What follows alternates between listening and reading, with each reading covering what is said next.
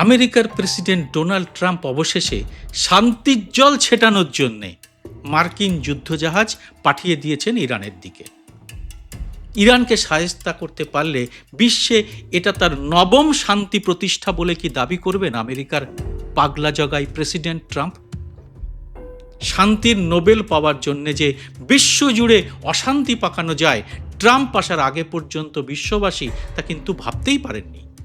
আর তাই বিষয়টা আর মোটেই হালকাভাবে নেওয়া যাচ্ছে না। দেশ বিদেশের বিভিন্ন সমর বিশেষজ্ঞরাও এখন এই বিষয়টি নিয়ে চিন্তিত। ট্রাম্প ইরানে সত্যি পালা বদল করে দিতে পারবেন কিনা তা নিয়ে শুরু হয়েছে নানা আলোচনা। পারস্য সভ্যতার আদিকাল থেকে ইরান চিরকালই অন্য সব দেশের থেকে আলাদা এক শক্তি।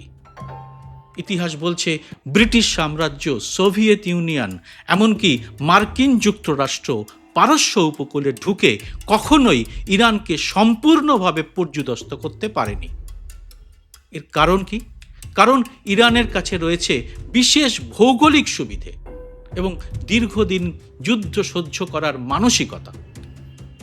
অথচ ট্রাম্প যুদ্ধের দামামা তো বাজিয়েই দিতে চান। তাহলে কি যুদ্ধ সত্যিই হতে চলেছে? মনে রাখতে হবে, ইরানের কাছেও কিন্তু রয়েছে মারাত্মক মিসাইল সহ ভয়ঙ্কর সব অস্ত্র। তবে এখন যুদ্ধ তো শুধু ইরান আর ট্রাম্পের মধ্যেই হবে না। এই যুদ্ধে জড়িয়ে পড়বে আরও দুই মহাশক্তিধর দেশ, চীন এবং রাশিয়াও। তাহলে তৃতীয় বিশ্বযুদ্ধ কি বেঁধে যেতে পারে? এই এপিসোডে কেন এই যুদ্ধ, এতে কার লাভ, কার কি ক্ষতি, সবটাই বিশ্লেষণ করব। ভিডিওটি শেষ পর্যন্ত দেখে ভালো লাগলে লাইক ও শেয়ার করে আরও মানুষের কাছে পৌঁছে দিতে ভুলবেন না।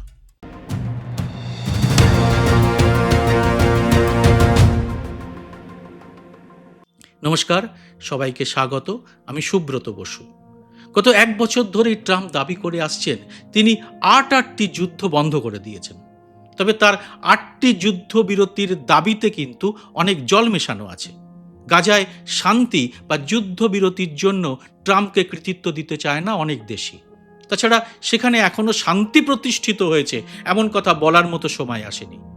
যদিও রাষ্ট্রপুঞ্জের সমান্তরাল এক অস্থায়ী সংগঠন বোর্ড অব পিস গড়ে তোলার জন্য ট্রাম্প লক্ষ লক্ষ ডলার চাঁদা তোলা শুরু করেছেন তার মিত্র এবং ভক্ত দেশগুলোর কাছ থেকে। অপারেশন সিন্দুরের পরে ভারত পাকিস্তান যুদ্ধের বিরতি নিয়েই সম্ভবত সবচেয়ে বেশি কথা বলেছেন Trump. Israel, Iran, Ethiopia, Azerbaijan ইত্যাদি ইত্যাদি যুদ্ধবিরতিগুলো ট্রাম্প নিজের বক্তৃতা এবং বিবৃতিতে যুদ্ধ শেষ বা সমাধান হিসেবে উল্লেখ করেছেন। কিন্তু অনেক ক্ষেত্রেই বাস্তবে যুদ্ধ বা সংঘাত সম্পূর্ণভাবে শেষ হয়নি বা এগুলোতে দীর্ঘমেয়াদী শান্তি চুক্তিও গড়ে তোলা যায়নি। আন্তর্জাতিক ফ্যাক্ট চেক সংস্থাগুলো ট্রাম্পের দাবিগুলোকে তাই একপেশে এবং বিভ্রান্তিকর হিসেবেই মনে করে। আগের এই ছোট ইতিহাসটি বলে নিতে হলো, কারণ বিশ্ব জ্যাঠা ট্রাম্প ইরান নিয়ে কখন কি মন্তব্য করে নিজেই নিজের পিঠ চাপড়াবেন তা কেউ আগাম বলতে পারবেন না। ইরানের দিকে মার্কিন নৌবহর যে অনেকটাই এগিয়ে গেছে, বিবিসির মতো সংবাদ সংস্থা ইতিমধ্যেই তা বিশ্বকে জানিয়ে দিয়েছে। কি ঘটছে ইরানে? এখানে বরং গত 1 বছরের একটা টাইম লাইন সাজিয়ে নেওয়া যেতে পারে। তাতে ধাপে ধাপে এই যুদ্ধ রবের একটা প্রেক্ষাপট পাওয়া যাবে। 2025 জানুয়ারি ফেব্রুয়ারিতে ইরানে অর্থনৈতিক সংকট দেখা যায়। জ্বালানির মূল্য বৃদ্ধি এবং বেকারত্ব নিয়ে দেশের মধ্যে বিক্ষোভ ছড়িয়ে পড়ে। ইরান সরকার ইন্টারনেটকে সীমিত করে দেয়। দেশে নামানো হয় বিপ্লবী গার্ড বা IRGC।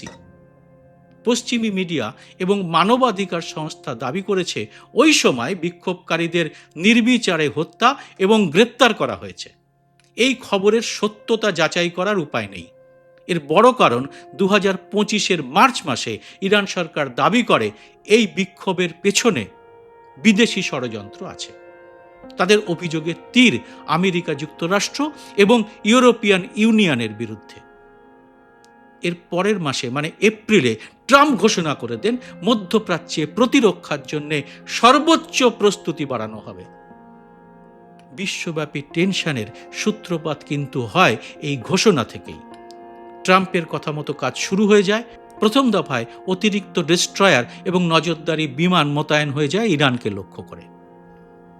মে মাসে ট্রাম্প আরও চাপ বাড়িয়ে বলেন, ইরান যদি নিয়ন্ত্রণে না আসে তার পরিণতি ভয়াবহ হবে।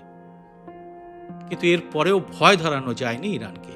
এরপরে 2025-এর জুন মাস, এবার কাহিনীতে আসে একটি বড় টুইস্ট। জুনে আমেরিকা যুক্তরাষ্ট্রের সেনা ইরানের কয়েকটি সামরিক এবং প্রযুক্তিগত স্থাপনায় সীমিত হামলা চালায়। এগুলো ছিল মূলত সাইবার এবং নির্দিষ্ট বিমান হামলা। এই সময় দেখা যায় মার্কিন ভয়ঙ্কর বিমান B-2 বোম্বারকে। এই বিমান হামলার পরে ট্রাম্প দাবি করেন ইরানের পরমাণু কর্মসূচি নষ্ট করা হয়েছে। কিন্তু এর পরেও দমানো গেল না ইরানের রাষ্ট্রনেতা খামেনেইকে। বরং ইরান পাল্টা হানা দেয় মধ্যপ্রাচ্যের আমেরিকান সেনা ছাউনিতে, যা একেবারেই অভূতপূর্ব বলা চলে। ট্রাম্পও এরকম প্রত্যাঘাত আশা করেননি। এরপরেই তিনি যুদ্ধবিরতি ঘোষণা করে দেন। ইরান স্বীকার করে আমেরিকার বিমান হামলায় তাদের কিছু পরিকাঠামোগত ক্ষতি হয়েছে ঠিকই, কিন্তু কৌশলগত কোনো ক্ষতি হয়নি। বরং তারা যে কোনো সময় পরমাণু অস্ত্র তৈরি করার মতো জায়গায় আছে বলেই দাবি করা হয়। আর একই সঙ্গে হরমুজ প্রণালীর কাছেও সামরিক মহড়া জোরদার করে ইরান। আর এতেই বড় ধাক্কা খায় গোটা বিশ্বের বাণিজ্য মহল। 2025-এর জুনের পর 2026-এর জানুয়ারির শেষে, মানে কয়েক ঘন্টা আগে, ট্রাম্পের যুদ্ধের হুমকির প্রেক্ষিতে মার্কিন নৌবহর ইরান উপসাগরে পৌঁছে গেছে। ঘিরে ফেলা হচ্ছে ইরানকে। আর যুদ্ধ হলে কিভাবে লড়বে দুই পক্ষ? এখানে যুদ্ধ বিশেষজ্ঞদের নানা মত রয়েছে বিশ্বজুড়ে। সেই সব মত একত্রিত করে আমি আপনাদের সামনে কিছু তথ্য নিয়ে আসব। প্রথমে জানা যাক, আমেরিকা যদি আক্রমণ করে তাহলে কি হতে পারে তাদের যুদ্ধ কৌশল, কিভাবে আক্রমণের পথে যেতে পারে মার্কিন সেনা। বহু সমর বিশেষজ্ঞর মতে ট্রাম্প মোটেই পূর্ণ যুদ্ধে যাবেন না, বরং নিয়ন্ত্রিত প্রযুক্তি নির্ভর যুদ্ধের কৌশলই তিনি বেছে নেবেন। এক্ষেত্রে পুরো বিষয়টা কিন্তু ধাপে ধাপে করা হবে, কারণ ইরানকে চাপে রাখাটাই আমেরিকার স্ট্র্যাটেজি বলে মনে করছেন এইসব সমর বিশেষজ্ঞরা। এখানে তারা কয়েকটি ধাপের কথাও বলেছেন। কিরকম শুনুন। প্রথম ধাপ হচ্ছে আকাশে এবং সাইবার ক্ষেত্রে আধিপত্য প্রতিষ্ঠা করা। স্যাটেলাইট এবং সাইবার অ্যাটাক করে ইরানের র্যাডার এবং অন্যান্য কমিউনিকেশন অচল করে ফেলা। ড্রোন এবং স্টেলথ জেট দিয়ে বিমান প্রতিরক্ষা ব্যবস্থাকে দুর্বল করে ফেলা। আর দ্বিতীয় ধাপ হচ্ছে দূরপাল্লার আঘাত। টমাহক ক্রুজ মিসাইল আমেরিকার অন্যতম সেরা মিসাইল।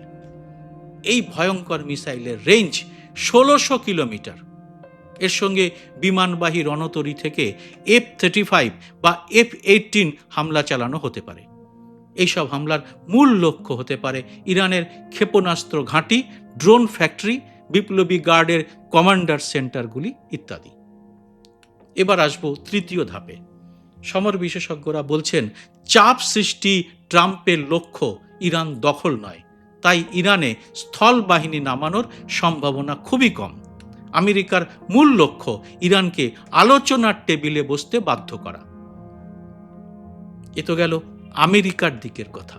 এবার আসা যাক উল্টো দিকে। ইরানের যুদ্ধ প্রস্তুতি নিয়ে খোদ পশ্চিমী বিশ্বেও বিস্ময়ের সঙ্গে কৌতূহল অসীম। কি হতে পারে ইরানের দিক থেকে যুদ্ধের পাল্টা আঘাত? কারণ ইরানিদের মনোবল কিন্তু সবসময় আলোচনার বিষয় হয়ে থেকেছে। ইসরায়েলের যুদ্ধের সময় লাগাতার মিসাইল হানা দিয়ে তারা তা বুঝিয়েও দিয়েছে। তবে ইরানের যুদ্ধ কৌশল যাই হোক না কেন, সবাই এটা মানেন এটা হবে একটা অসম শক্তির লড়াই। ইরান জানে সরাসরি মুখোমুখি যুদ্ধে আমেরিকার সঙ্গে তারা টিকবে না, তাই তারা কৌশল নিতে পারে একেবারে অন্য রকম। সেটা কি? এর প্রথম ধাপ অ্যান্টি অ্যাক্সেস বা শত্রু বাহিনীকে কোনোভাবেই নিজেদের অঞ্চলে ঢুকতে না দেওয়া এবং এরিয়া ডিনাইল বা ঢুকে যদি পড়ে তাহলে তা ধ্বংস করে ফেলা। সেই প্রযুক্তি অবশ্য তাদের আছে কিনা এখনো সমর বিশেষজ্ঞদের এটা অজানা। আসলে ইরান পারস্য উপসাগরে একটি শক্তিশালী এলাকা অবরোধ কৌশল গড়ে তুলেছে একে বলা হচ্ছে A2/AD কৌশল। আর এতে উপকূল ভিত্তিক মিসাইল রয়েছে ইরানের ব্রহ্মাস্ত্র হিসেবে। এর সঙ্গে রয়েছে মাইন পাতা এবং ছোট এবং দ্রুতগামী নৌযান দিয়ে বড় জাহাজকে ব্যতিব্যস্ত করে ফেলা। ইরানের কৌশলের দ্বিতীয় ধাপ হতে পারে উপসাগরীয় মার্কিন ঘাঁটি লক্ষ্য করে ক্ষেপণাস্ত্র এবং ড্রোন বৃষ্টি করা। ইরানি মিসাইল যে ইসরায়েল পর্যন্ত পৌঁছতে পারে তা কিন্তু আমরা আগেই দেখেছি। ইরানের তৃতীয় এবং মোক্ষম যুদ্ধ ধাপ হতে পারে প্রক্সি ওয়ার। লেবাননে হিজবুল্লাহ, ইরাক ও সিরিয়ায় শিয়া মিলিশিয়া যেভাবে প্রক্সি যুদ্ধ করে তার উদ্দেশ্য একটাই, তা হলো সরাসরি যুদ্ধে না নেমেও পুরো অঞ্চলটিকে অস্থির করে তোলা। এই কৌশলও কিন্তু নিতে পারে ইরান। তবে এই যুদ্ধে অত্যন্ত গুরুত্বপূর্ণ বিষয় হচ্ছে এখানের ভৌগোলিক চিত্রটি বোঝা। তাহলেই বোঝা যাবে কেন পারস্য উপকূলে ইরান এতটা শক্তিশালী। এর 1 নম্বর কারণ হচ্ছে হরমুজ প্রণালীর অবস্থান। ইরানের সবচেয়ে বড় শক্তি এই সংকীর্ণ সমুদ্রপথ। দুপাশে পাহাড়ি উপকূল আর উপর থেকে মিসাইল এবং নিচে মাইন দিয়ে আক্রমণ করার কৌশল। বড় এয়ারক্রাফট ক্যারিয়ার এখানে ঘুরে দাঁড়াতে পারে না, ফলে প্রতিটি জাহাজ পূর্ব নির্ধারিত রুটেই যেতে বাধ্য হয়। ইতিহাস বলছে ব্রিটিশ সাম্রাজ্য, সাবেক সোভিয়েত ইউনিয়ন, এমনকি আমেরিকাও পারস্য উপকূলে ঢুকে কখনো ইরানকে সম্পূর্ণভাবে দমাতে পারেনি। আর ইতিহাস আরও বলে শক্তি বেশি হলেই যুদ্ধে জেতা যায় এটা ঠিক নয়। আমেরিকা তাদের সমস্ত শক্তি নিয়েও কিন্তু ভিয়েতনামে জোর থাপ্পড় খেয়েছিল। আর এবার আসব বিশ্বের আরও 2 শক্তিধর চীন এবং রাশিয়ার কথায়।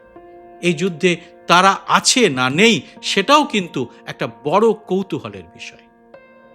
চীন এবং রাশিয়া প্রকাশ্যে কি বলছে? চীনের বক্তব্য খুব সতর্ক এবং মাপা।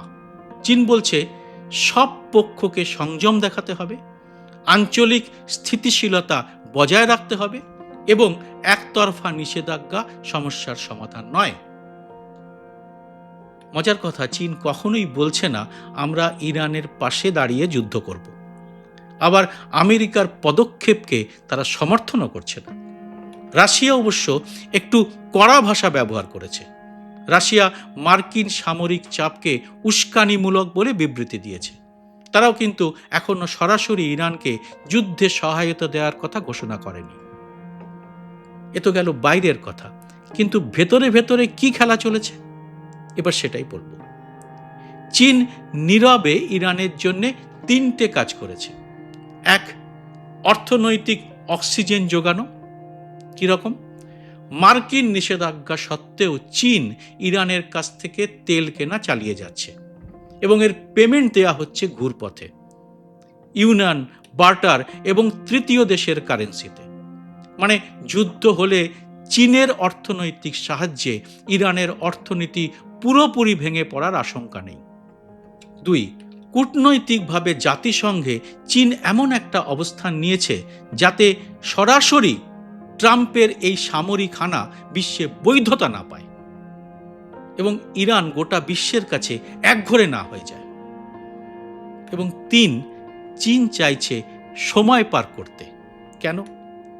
চীনের স্ট্র্যাটেজি যুদ্ধ হোক বা না হোক আমেরিকা এটা নিয়েই ব্যস্ত থাকুক, ট্রাম্প যাতে এশিয়া প্যাসিফিকে পুরোপুরি মন দিতে না পারেন। এবার আসি রাশিয়ার কৌশলে। আগেই বলেছি চীনের তুলনায় রাশিয়ার কৌশল একটু স্পষ্ট। রাশিয়া ইরানকে দেখে একটি দরকারি পার্টনার হিসেবে, তবে এই পার্টনারশিপ যে ঝুঁকিপূর্ণ তাও তারা জানে, তাই সেখানেও তারা নেয় অনেক সতর্কতা। রাশিয়ার প্রথম কৌশল হলো ইরানকে সামরিক এবং প্রযুক্তিগত সীমিত সহায়তা দেওয়া, যেমন প্রশিক্ষণ এবং কিছু প্রযুক্তিগত জ্ঞান। পাশাপাশি গোয়েন্দা তথ্যের আদান প্রদানও তারা করে থাকে। কিন্তু রাশিয়ান সেনা সরাসরি কিন্তু ইরানের পাশে থাকে না। রাশিয়ার দ্বিতীয় কৌশলটা হলো ইউক্রেন যুদ্ধ থেকে পশ্চিমী বিশ্বর দৃষ্টি ঘোরানো। আরেকটা ফ্রন্টে যুদ্ধ হলে তারা সেই কাজে অনেকটা সফল হয়ে যাবে। রাশিয়ার তৃতীয় এবং মোক্ষম কৌশল হলো রাশিয়া ইরানকে ব্যবহার করে বলতেই পারে, দেখো তোমরা যদি আমাদের সঙ্গে সমঝোতা না করো মধ্যপ্রাচ্যের অবস্থা কিন্তু আরও অস্থির হবে। তাহলে আসলে তারা ঠিক কোথায় দাঁড়িয়ে? এটাই সবচেয়ে গুরুত্বপূর্ণ অংশ। রাশিয়া চায় না আমেরিকা ইরান পূর্ণ যুদ্ধ হোক, তারা চায় এটা একটা নিয়ন্ত্রিত উত্তেজনার মধ্যে থাকুক। আমেরিকার উপর কূটনৈতিক চাপ তৈরি হোক এবং জ্যাঠামশাই ট্রাম্প হিমশিম খেয়ে যান। হরমুজ প্রণালী বন্ধ হয়ে যাওয়াও রাশিয়া চায় না।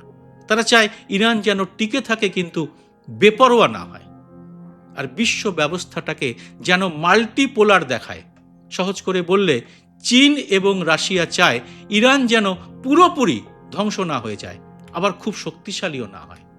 মানে পুরোটাই যেন দাবার বোর্ডের একটা খেলা, যেখানে ট্রাম্প সামনে থেকে খেলছে, ইরান দাবার বোর্ড উল্টে দেওয়ার হুমকি দিচ্ছে, আর চীন দূরে বসে ঘুঁটি সাজাচ্ছে এবং রাশিয়া রয়েছে সুযোগের অপেক্ষায়।